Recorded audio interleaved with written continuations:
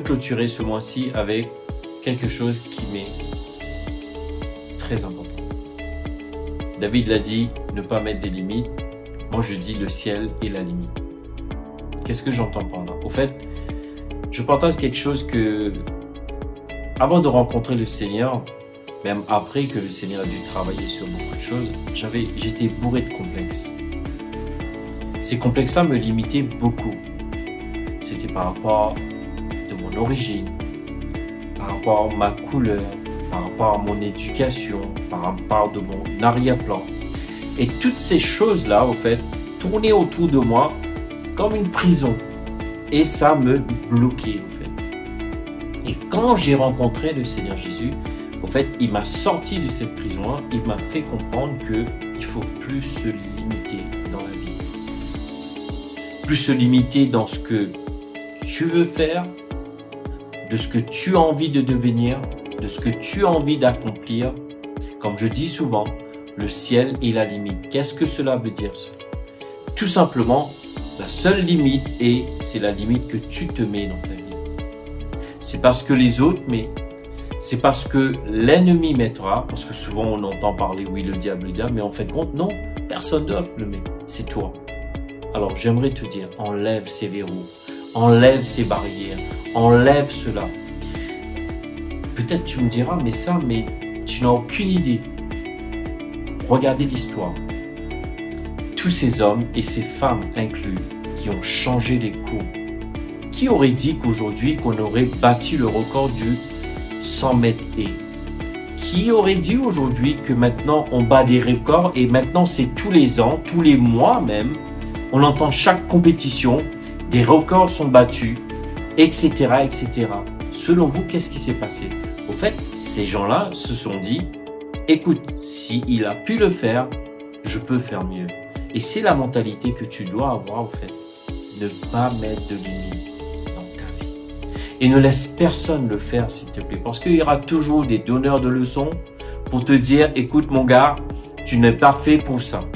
Tu n'es pas né pour ça. Mais j'aimerais te dire, est-ce que ces gens-là, est ton créateur ou c'est Dieu? Alors, enlève ces limites. Enlève ces barrières. Enlève ces obstacles. Enlève ces limitations. Parce que Dieu est un Dieu illimité et tu es créé à l'image de Dieu, au fait. Alors pourquoi te limiter? Pourquoi te limiter? Si tu veux être un footballeur, sois le meilleur dans ton domaine. Tu veux être un chanteur ou une chanteuse, sois le meilleur, la meilleure dans ton domaine. Tu veux être un producteur de films, j'aimerais te dire, sois le meilleur ou la meilleure. Tu as envie de créer une église, crée la meilleure église. Pas de limite. Enlève les limitations. Dis-toi bien, la seule personne qui te limite au fait, c'est lorsque tu regardes dans le miroir. Tu dois traiter avec lui. Ou avec elle d'ailleurs. En tout cas, vraiment, j'aimerais vraiment prier pour toi au fait. Comme Dieu m'a enlevé, tu sais, j'étais bourré de complexes. De dire que Dieu ne peut pas m'utiliser, je parle très mal la langue française, Dieu ne peut pas m'utiliser en France, et etc. Je t'en passe, pour ne pas te faire mal à la tête, n'est-ce pas? Si Dieu a pu l'enlever dans ma vie, au fait, juste un exemple très rapide, au fait. Aujourd'hui, Dieu fait de moi un prédicateur de l'évangile. Au fait, tu sais, quand j'étais en primaire, quand le prof m'envoyait sur le tableau pour résoudre un problème, je pleurais, pour dire à quel point j'étais timide.